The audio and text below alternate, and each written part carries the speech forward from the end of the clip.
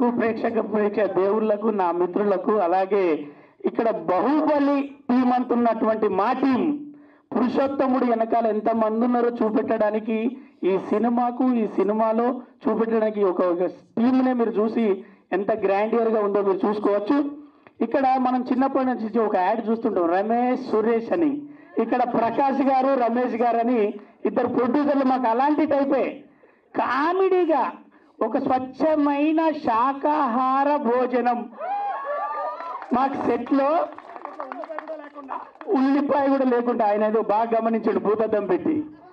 అయితే మరి ఉల్లిపాయలు అయితే అదో ప్రాబ్లం అని తెలిసిపోయింది ఆయనకు. నిజంగా కూడా రమేష్ సురేష్ లాగా వాళ్ళిద్దరు అన్నదమ్ములను చూస్తే చూడముచ్చడు కదా, చాక్లెట్ బాయ్ లెక్క ఉంటే నువ్వు సంబరం అనిపిస్తుంది. పురుషోత్తముడు ఒక పెద్దగా నేను మన అన్నకన్నా పెద్దోళ్ళలాగానేమో హీరో గారు వచ్చిండు, వీళ్ళందరికన్నా చిన్నోళ్ళలాగా నేను విషయం వేసుకొని వచ్చిండు. కానీ సార్ నేను మనస్ఫూర్తిగా చెప్తున్నా, అలాగే డైరెక్టర్ గారు రాముడు భీముడు కలిస్తే బలము బుద్ధి ఎలా ఉంటుందో మా డైరెక్టర్ గారి దగ్గర అక్కడ ఎవ్వరికి స్ట్రెస్ ఇవ్వకుండా అంటారు. అంటే మళ్ళీ ఒక టేక్ తీసుకున్నా కూడా చిరాకు రాకుండా ఒకవేళ సరిపోతాయి అనే టైపుగా కూల్గా మాకు స్ట్రెస్ లేకుండా ఒక మంచి ట్రిప్ తీసుకెళ్ళినట్టు ఆంధ్రాకి తీసుకెళ్ళి కడియం చెట్ల మధ్యలో ఆక్సిజన్ మధ్యలో శాకాహార భోజనంతో చక్కటి సీన్లతో మాకు రామోజీ ఫిలిం సిటీ నుంచి ఆంధ్ర వరకు. సార్ నేను మనస్ఫూర్తిగా మీరంటే మంచి ప్రొడ్యూసర్స్, మేము చాలా కాలం తర్వాత ఒక మంచి ప్రొడ్యూసర్తో పనిచేసామనిపించింది.